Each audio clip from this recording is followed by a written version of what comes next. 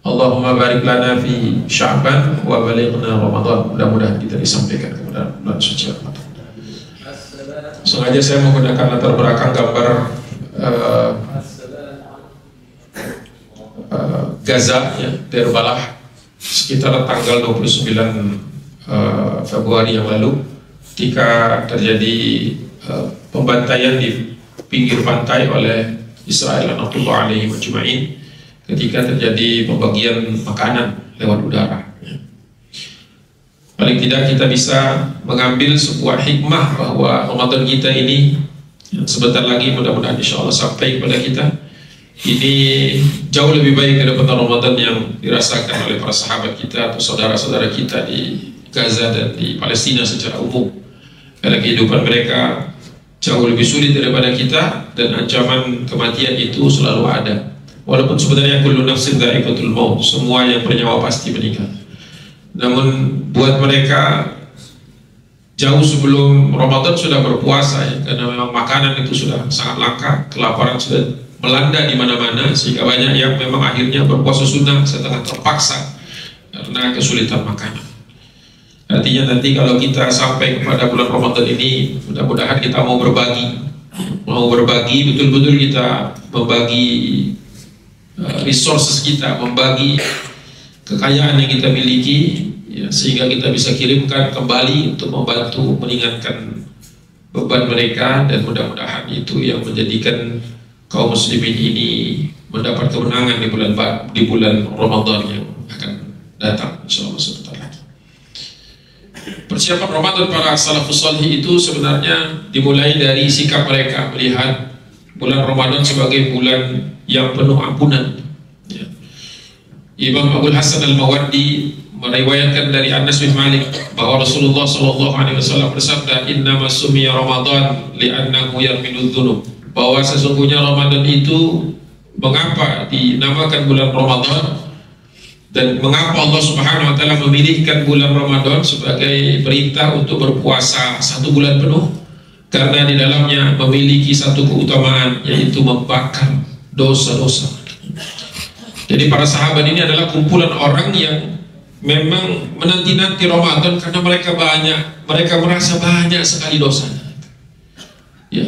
Padahal kalau kita ketahui bahwa generasi sahabat sampai dengan tabi'in dan tabi'un tabi'in itu mereka adalah orang-orang yang sejujurnya mereka itu orang-orang yang banyak amal solehnya, tetapi mereka tidak pernah merasa puas dan tidak pernah merasa aman, ya, sehingga mereka membutuhkan dan menanti-nanti Ramadan itu.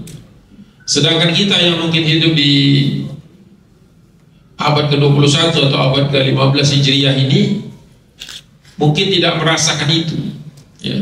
Ada beberapa kemungkinan kita tidak merasakan itu. Mungkin kita merasa sudah aman, ya, merasa amal soleh kita sudah cukup, atau kita tidak merasa banyak maksiat yang kita lakukan, sehingga Ramadan itu tidak semenarik mereka-mereka yang menyadari kesalahan-kesalahan mereka. Jadi Ramadan mungkin menjadi kehilangan maknanya karena kita tidak merasa butuh ampunan Allah Subhanahu wa Ta'ala. Na'udzubillah, tsumma na'udzubillah.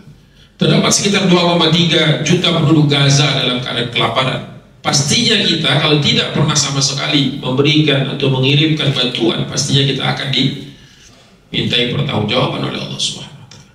Paling tidak kenyataan bahwa di Gaza itu terdapat saudara-saudara kita yang mati kelaparan belum terdengar, walaupun belum ada datanya, tetapi kelaparan itu sudah berada di mana-mana. Paling tidak itu membuat kita takut, jangan-jangan kita ini termasuk yang berdosa karena itu. Jadi para salafus saleh melihat ada peluang besar di dalam bulan Ramadan itu untuk menghapuskan dosa-dosanya. Kita tahu ada dosa-dosa yang bisa dihapus hanya dengan thalabul ilmi. Ada dosa-dosa yang bisa dihapus dengan jihad fisabilillah. Ada dosa-dosa yang dihapus dengan birrul walidain. Ada dosa-dosa yang dihapus dengan berpuasa di bulan Ramadan, dan seterusnya dan seterusnya. Ya, ada juga dosa yang bisa dihapus hanya dengan kasbul ma'isyah, mencari penghasilan yang halal. Ya. Jadi semua ini menunjukkan bahwa kita itu harus bersemangat di dalam setiap kesempatan yang bisa kita temukan untuk beribadah kepada Allah Subhanahu wa taala secara khusus buat kita sendiri maupun juga secara umum untuk kemaslahatan umat. Itu yang membedakan generasi kita nampaknya dengan generasi salafus salih. Ya. Bagaimana kita menyadari diri kita. Yang kedua, saya ambil dari kitab Al-Lataiful Ma'arif Ibnu Rajab Al-Hambali. Ya. Beliau menyebutkan seorang tabi'un yang bernama Mu'ali Al-Fadl, yang dia mendeskripsikan betapa generasi mereka itu begitu menanti kedatangan Ramadan, sampai-sampai dia mengatakan, kamu yad'un Allah sittata ashhur an yablughuhum syahr Ramadan. Kami itu terbiasa berdoa kepada Allah Subhanahu wa taala sejak 6 bulan. 6 bulan. Sejak 6 bulan, ya, tentu sebelum kedatangan Ramadan, agar kami itu disampaikan ke dalam bulan suci Ramadan dalam keadaan yang siap, dalam keadaan yang ready to go, siap betul-betul dari detik pertama. Detik pertama Ramadan itu kan ketika maghrib di tanggal 1 Ramadan itu, bukan tengah malamnya, itu sudah masuk Ramadan, ya. Kalau sekarang ilustrasinya itu, kalau saudara-saudara kita dari Muhammadiyah sudah memastikan tanggal 11 Maret, berarti hari Ahad tanggal 10 maghrib itu sudah mulai, ya. Barang siapa yang menyia-nyiakan detik demi detik dalam Ramadan ini, dia akan tertinggal. Apakah betul-betul kita sudah berdoa sejak 6 bulan yang lalu? Nah, itu pertanyaan itu buat kita masing-masing, ya. 6 bulan sebelum Ramadan itu berarti Rabiul Awal. Rabiul Awal ketika banyak momen-momen perayaan atau peringatan atau kajian tentang Maulid Nabi, seharusnya sudah disisipkan nilai-nilai Ramadan. Kalau kita mengikuti para salafus salih 6 bulan sebelumnya, Rabiul Awal, Rabiul Akhir, Jumadil Ula, Jumadil Tsani. Biasanya kita baru mulai ancang-ancang itu kan Rajab dan Sya'ban, karena doanya Allahumma barik lana fi Rajab wa Sya'bana wa balighna Ramadan. Tetapi itu sebenarnya penguatan akhir, bukan awal. Ya. Jadi kalau mau betul-betul 6 bulan itu kita tambahkan doanya, walaupun tidak ada, belum ada yang meriwayatkan. Tetapi Allahumma barik lana fi Rabiul Awal, Rabiul Akhir, Jumadil Ula, Jumadil Tsani, Rajab, Sya'ban wa balighna Ramadan. Ya. Jadi seserius itu mereka. Lebih dahsyat lagi ketika kita mengetahui bahwa tsumma yad'un Allah sittata ashhur an yataqabbalahu minhum. Ya. Jadi mereka tidak hanya menantinya, bersemangat menanti kedatangan Ramadan, tetapi bersemangat juga untuk menyempurnakan Ramadan itu. Mereka berdoa 6 bulan termasuk dengan Ramadan agar Allah menerima ibadah-ibadah yang ada di dalamnya yang kita laksanakan sepanjang Ramadan itu. Berarti Ramadan, Syawal, Dzulqa'dah, Dzulhijjah, Muharram, Safar, 6 bulan tuh. Ya. Maka banyak ulama yang mengatakan bahwa sesungguhnya orang-orang soleh itu daur hidupnya itu sebenarnya di seputar Ramadan. 6 bulan sebelum Ramadan berdoa untuk agar diterima, kemudian termasuk Ramadan, dan 5 bulan setelah itu berdoa khawatir amal ibadahnya gak diterima. Jadi kesimpulan sementara kita adalah yang paling bersemangat, yang paling happy, yang paling senang bertemu dengan bulan Ramadan adalah orang yang merasa kurang. Kalau orang yang merasa sudah cukup, enggak, biasa-biasa aja. Biasa aja. Ya. Tapi kalau kita merasa kurang, merasa masih butuh pengampunan Allah Subhanahu wa taala, masih butuh bonus-bonus, kan di bulan Ramadan itu banyak bonusnya. Ya, kenapa kita nggak semangat ngejarnya? Masih ada yang meninggalkan misalnya sholat sunnah, ya, sampai harus diingatkan lagi, ya, bahwa sholat sunnah itu kemudian pahalanya dilipat gandakan, bahkan mendekati pahala wajib, ya, walaupun tidak boleh meninggalkan yang wajib lagi. Seperti itu. Jadi persiapannya 6 bulan sebelumnya dan 6 bulan setelahnya, Masya Allah. Selasa 27 Februari kemarin, bukan 29 Februari, itu di drop makanan-makanan seperti gambar itu. Di belakangnya ada parasut-parasut, tetapi bukan orang itu dibawanya, tapi box-box makanan yang dijadikan satu. Bahkan ada box-box besar dengan 3 parasut sekaligus. Ya, itu dijatuhkan di panjang pantai karena takut kalau di atas pemukiman itu menimpa orang. Jadi kenapa di pantai? Karena kalau ketiup angin ke laut itu relatif aman, walaupun memang kalau tidak segera diambil dia bisa tenggelam. Untuk makan harus berjuang seperti itu ya. Mereka tinggal di tenda-tenda, jadi tidak pantas bagi kita kemudian untuk mengeluh nanti misalnya ya. Nah, sesungguhnya jauh lebih mudah buat kita kalau di Indonesia ini kan menjelang maghrib itu nanti banyak itu orang di pinggir-pinggir jalan, di dekat-dekat persimpangan ya, menawarkan memberikan takjil. Masjid-masjid kalau kita berhenti sepanjang jalan itu, kalau kita ibaratnya belum sampai rumah gitu dalam perjalanan, setiap masjid pasti menyediakan sesuatu yang bisa dipakai, bisa dimakan ya. Masya Allah. Cuma sayangnya kadang-kadang masjid kita tidak penuh atau surut ke belakang, awalnya penuh, lama-lama berkurang dan berkurang. Kalau kita lihat foto-foto di Gaza itu, masjid-masjidnya hancur, bahkan masjidnya ada yang betul-betul rubuh terkena serangan Israel, tapi jamaahnya tidak berkurang. Bahkan di tengah-tengah puing-puing, di bawah puing-puing itu mereka masih bisa sholat berjamaah sampai ke belakang penuh. Karena bukan lagi masjid yang menjadi simbol perlawanan, tetapi sholat. Masjidnya hancur, menaranya rubuh ya, tetapi semangat untuk menghamba kepada Allah Subhanahu wa taala tidak pudar. Jadi mudah-mudahan kita juga begitu ya. Jadi mudah-mudahan soft itu makin lama makin ramai, makin padat menjelang 10 malam terakhir itu, bukan makin surut akhirnya tertinggal dia lagi ya. Cobalah 10 malam terakhir itu kan, wah ini lagi. Kalau kita terus di masjid itu ya itu aja orangnya. Kenapa bisa seperti itu? Padahal Rasulullah pernah bersabda dalam hadis yang diriwayatkan oleh Abu Hurairah, an Abi Hurairah radhiyallahu anhu, qala Rasulullah sallallahu alaihi wasallam, "Atakum Ramadan syahrun mubarak." Rasulullah mengingatkan bahwa telah datang kepada kalian ini bulan yang tidak sembarang bulan, tapi bulan yang penuh keberkahan. Kita tahu keberkahan atau barakah itu taswidul khair, bertambahnya kebaikan. Jadi orang yang diberkahi itu adalah orang yang semangat untuk mengerjakan kebaikan. Faradallahu azza wa jalla alaikum siyamuhu. Di dalam bulan itu Allah Subhanahu wa taala wajibkan kamu untuk berpuasa. Para sahabat itu ketika disebutkan kewajiban berpuasa itu senangnya bukan main.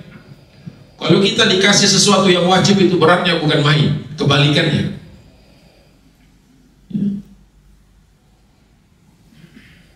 Jadi mungkin di situ ya titik pisahnya kita. Ya, kita tidak senang ada makin banyak kewajiban itu. Kita senangnya tuh kalau bisa nggak ada gitu, kebiasaan. Alhamdulillah. Padahal dari puasa-puasa ini bukan hanya ketaatan kepada Allah, kesehatan juga kita dapatkan. Ya, ketawaduan kita dapatkan. Ya. Tetapi kata Nabi SAW, banyak orang yang berpuasa tidak dia dapatkan kecuali al-ju' wal atas, ya, lapar dan haus saja yang dia dapatkan. Kenapa? Karena dia tidak mendapatkan apa-apa dari itu. Hanya itu saja. Yuftihu fihi abwabus sama. Ya, dibukakan oleh Allah Subhanahu wa taala lebar-lebar pintu langit. Kalau Imam Nawawi mengatakan abwabus sama yakni abwabul jannah. Kenapa sampai disebutkan oleh Nabi kita Muhammad SAW bahwa di bulan Ramadan itu pintu surga dibuka?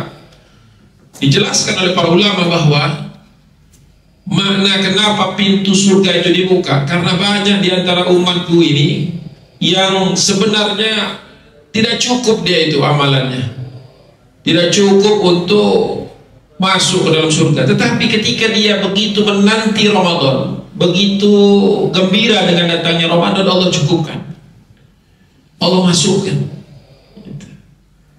Wa tughliqu fihi abwabul jahim, dan Allah tutup rapat-rapat pintu neraka jahanam. Apa maksudnya pintu neraka itu dirapatkan, ditutupkan di bulan Ramadan? Ada hamba-hambaku yang banyak maksiat, banyak melakukan dosa, hampir-hampir dia itu sebenarnya calon penghuni neraka. Tetapi ketika dia senang dengan datangnya Ramadan, serius ingin melakukan terbaik, hal-hal terbaik dalam bulan Ramadan, beribadah sesungguh-sungguhnya, sedekat-dekatnya kepada Allah Subhanahu wa taala, maka dia diselamatkan. Diselamatkan Allah Subhanahu wa taala. Jadi jangan sampai kita, yang mana kita ini sebenarnya? Apakah yang nggak cukup untuk masuk surga, atau yang sebenarnya nyaris masuk neraka? Apapun kondisi kita, hanya Allah yang tahu, ya. Hanya Allah Subhanahu wa taala yang tahu. Tapi jangan sampai kita itu tidak gembira ketika Ramadan itu akan tiba. Ya, kira-kira berapa hari lagi sekarang? 7 hari lagi, kurang lebih. Jangan sampai kita itu tidak gembira.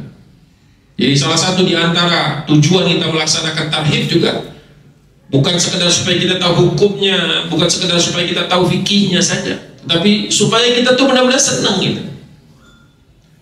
Ya. Kalau misalnya ditanyakan, apakah kita rindu kepada Ramadan? Mungkin jawaban normatif kita ya rindu kan. Tetapi kata Imam Nawawi, orang yang rindu kepada Ramadan, berpuasa di bulan Ramadan itu selalu menghidupkan bulan-bulan lainnya dengan puasa sunnah.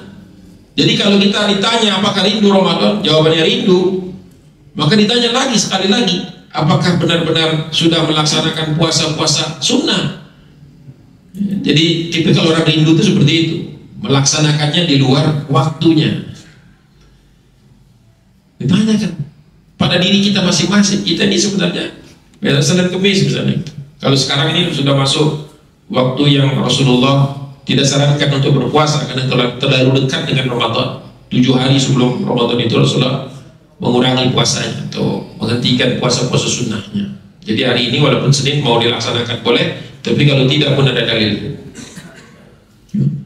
Tetapi bulan Sya'ban itu bulan yang paling banyak Rasulullah melaksanakan puasa. Paling tidak kita bisa mencatat Senin dan Kamis, kemudian Ayyamul Bid tidak pernah ditinggalkan oleh Nabi SAW sampai meninggal dunia.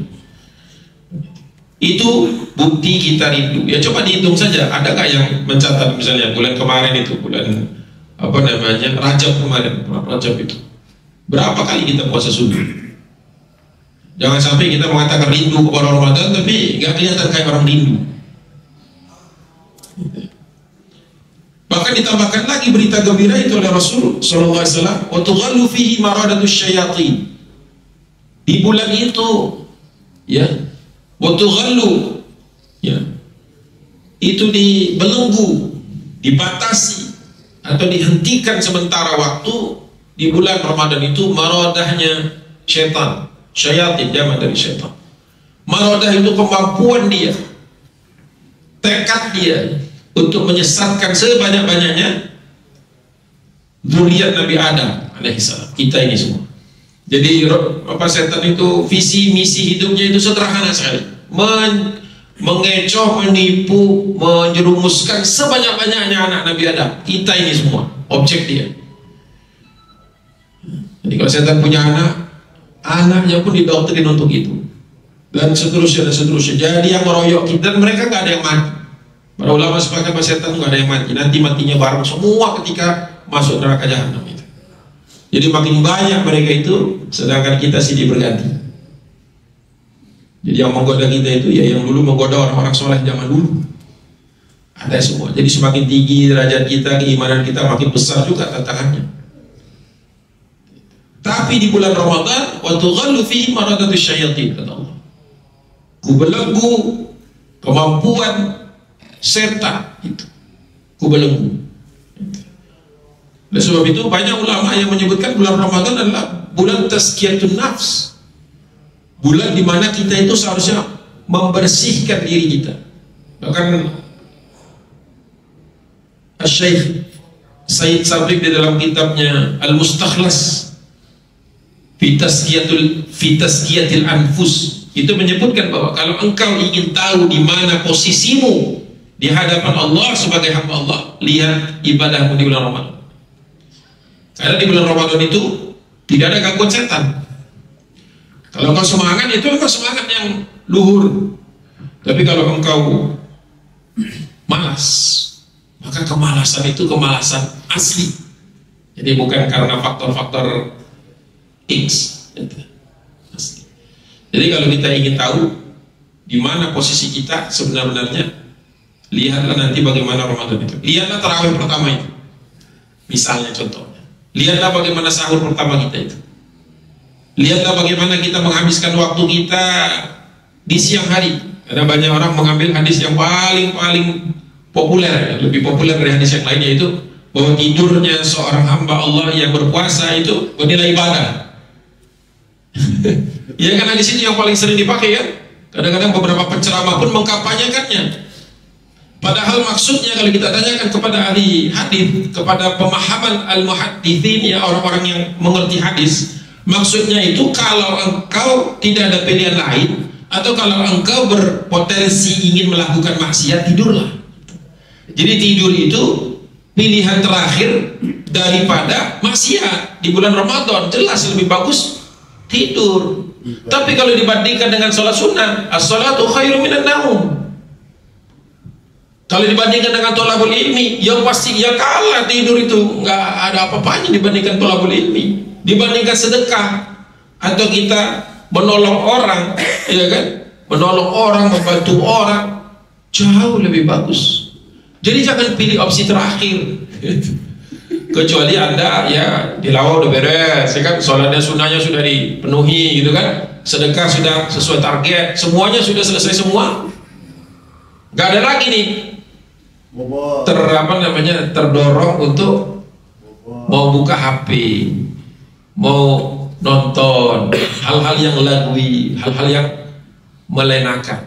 Nah, kalau sudah ada dorongan ke sana, mau nonton yang enggak, mau ada dorongan ke situ tuh, tidur aja. Jadi ngambil tidurnya itu adalah pilihan terakhir. Ya, jangan pilihan pertama ya. Kemudian Rasulullah SAW sempurnakan kalimatnya, lillahi fihi lailatun, demi Allah di dalam Ramadan itu ada satu malam. Ini populer sekali, sudah tahu sekali, cuma bagian ujungnya saja yang tidak dibacakan biasanya. Lillahi fihi lailatun khairun min alfi syahrin. Itu semua sudah tahu ya, bosan juga kita ngulang-ulangnya, tapi masih ada aja yang nggak ngerti. Sudah dipastikan di dalam bulan Ramadan itu ada satu malam yang bernilai 1000 bulan kalau kita melakukan ibadah di dalamnya, baik sholat, apapun itu, sedekah. Ada para sahabat yang sengaja menunggu malam sedekah. Padahal nyari orang yang bisa disedekahi malam hari itu kan susah. Tetapi karena mereka ingin agar apa yang mereka lakukan itu betul-betul bernilai 83,33 tahun. Ya, 1000 bulan itu kalau dibagi 12, 83 tahun 4 bulan. Ya, ibadah terus-menerus, kuat gak kita? Gak bakal kuat. Usia aja belum tentu sampai 83. Tapi kalau kita bisa betul-betul menanti, menunggu, mencari, ya kan? Seperti hadis yang paling populer juga tentang Ramadan itu, man shoma ramadana imanan wa ihtisaban ghufira lahu ma taqaddama min dhanbihi. Barang siapa berpuasa itu betul-betul karena iman dan ihtisab, persiapannya serius, perencanaannya serius, berharapnya serius kepada Allah SWT, ghufira lahu ma taqaddama min dhanbihi, maka diampuni oleh Allah SWT semua dosa-dosanya yang sudah lalu, yang memang bisa diampuni melalui Lailatul Qadar tadi pun, ibadah di bulan-bulan Ramadan, Lailatul Qadar. Tapi ayat hadis ini kadang-kadang di-cut di situ. Khairun min alfi syahrin, stop. Padahal ada terusannya. Apa terusannya? Man hurima khairaha faqad hurima. Barang siapa yang terhalang atau tidak mampu atau tidak bisa mencarinya, mendapatkannya, faqad hurima, maka dia sendiri yang kurang melakukan persiapan. Dia sendiri yang mengkondisikan dirinya tidak mendapatkan. Semangat gak nyari Lailatul Qadar, saya tanya? Semangat ya, ada 3-4 orang lain semangat, ada yang lain. Saya tanya sekali lagi, semangat gak cari Lailatul Qadar sebenarnya? Ya. Buka HP-nya, lihat di kalender, tanggal berapa Anda siap-siap untuk mencarinya? Harusnya sudah ada tanggal. 1 April. 1 April itu malam 23. Ya. 3 April malam 25. Kurang lebih dengan patokan kalau kita kemudian sepakat ya mulainya tanggal 11 itu nanti kita tunggu nanti pengumumannya. Tapi bagus itu sudah ada tanggal. Paling cepat 30 Maret, paling cepat itu adalah malam ke-21. Jadi begini kisahnya itu, para sahabat itu bertanya kepada Nabi setelah mendengarkan penjelasan ini, ya Rasulullah, Di malam Ramadan itu malam mana yang paling bagus untuk kami cari Lailatul Qadar? Kata Nabi, cari seluruhnya, cari di seluruh malam, kata Nabi. Semangat para sahabat yang semangat kembali pula melaksanakan setiap malam seperti Lailatul Qadar. Lama-lama ada yang capek. Ya sahabat manusia juga. Mereka mendatangi Rasulullah, ya Rasulullah, kalau dari 30 malam itu atau dari 1 bulan penuh itu, mana yang kira-kira paling besar kemungkinan ada? Jadi maksudnya ada petunjuk lagi nggak? Kata Nabi, fi ashril awakhir, kata Nabi, ya, di 10 malam yang terakhir itu. Wah, lumayan diskon kan, dari 30 jadi 10 kan, diskonnya 2/3 kan ya. Ya diskonnya 2/3 daripada nyari 30 malam, ya udah 1 bulan, nyarinya cukup di 10 saja yang terakhir. Oh, semangat mereka kembali lagi. Gak lama kemudian balik lagi sebagian sahabat, sebagian, tidak semuanya. Jadi ada sahabat itu yang nyari 30 seluruhnya 1 bulan, ada yang nyari. Ada juga yang nyarinya hanya di 10 malam terakhir. Tapi ada juga sebagian yang datangi Rasulullah, dari 10 malam terakhir itu mana yang kira-kira paling besar kemungkinannya minta isyarat lagi, kata Nabi. Nah ini hadisnya ada 3 nih. Ada dari Ibnu Abbas, ada dari Ibnu Umar, ada dari Anas bin Malik atau Abu Hurairah. Itu yang menyebutkan malam 23, 25, sama 27. Tapi yang paling kuat kalau menurut Ibnu Abbas itu yang malam 27 kalau menurut Ibnu Abbas. Kalau Ibnu Umar 25. Ya, kalau dari Abu Hurairah sama Anas bin Malik 23. Nah, itu pilih itu antara 3 itu. Jangan datang lagi, karena setelah itu hadisnya berhenti. Tidak ada lagi yang datang Rasulullah dari 3 hari itu, yang mana lagi? Gak ada tuh, gak kebangetan yang kayak gitu, gak ada. Nah, jadi berarti yang kita harus siapkan secara serius itu minimum itu tanggal 1, tanggal 3, dan tanggal 5 April kurang lebih. Kalau kita startnya tanggal 11, kalau startnya tanggal 12, geser aja sehari, terserah yang mana. Kuncinya man hurima khairoha faqad hurima. Yang tidak bisa mendapatkannya, yang terharamkan, yang tidak bisa terhalangi mendapatkannya, itu karena dia memang tidak mencari. Tanda-tanda mencari mah sudah mengagendakannya. Nah, udah letakkanlah di kalender itu. Kalau bisa siangnya, seandainya bisa, cuti dulu gitu, minta cuti. Tapi kalau semuanya cuti, tidak akan dikasih izin. Ya kan, dulu-duluan aja nih kan. Bos misalnya gitu kan, saya cuti nih tanggal sekian-sekian gitu kan.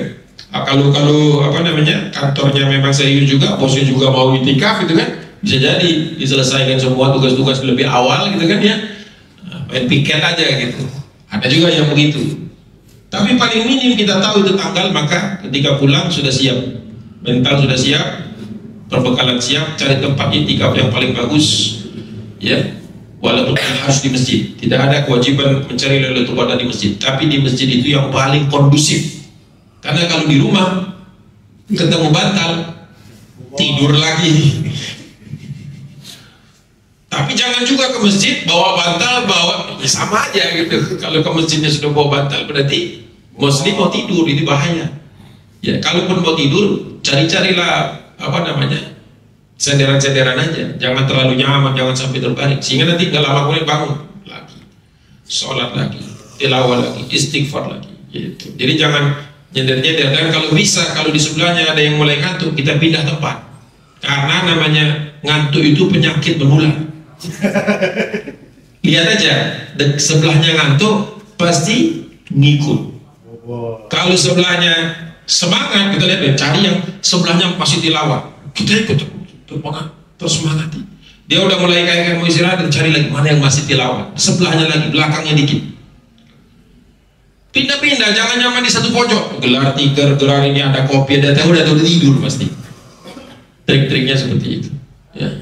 Jadi hati-hati dekat orang tidur atau orang ngantuk, pasti ngikut nantinya kalau nggak benar.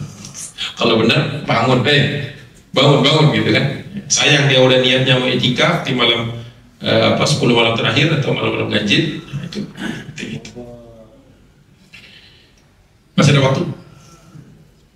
Cukup ya, udah jam 1 ya. Jadi Abdurrahman bin Auf silakan dibaca saja. Beliau ini adalah orang kaya, rajin ibadah dan banyak sedekah, meninggal dunia dengan harta yang banyak, tapi dia tidak pernah berubah stylenya, tetap sederhana. Kemudian ada contoh Abu Talha. Abu Talha ini seorang sahabat Nabi yang hidup panjang usianya sampai 100 tahun. 30 tahun setelah Rasulullah wafat masih hidup, dan dia wafat dalam keadaan sha'iman mujahidan, meninggal dunia di dalam peperangan, ya, mengarungi lautan, tapi tetap melaksanakan puasa padahal sudah ada rukhsahnya. Boleh orang itu tidak berpuasa kalau di perjalanan, boleh tidak berpuasa kalau menjelang peperangan atau dalam perjalanan, sebagaimana contoh-contoh Rasulullah sebelumnya.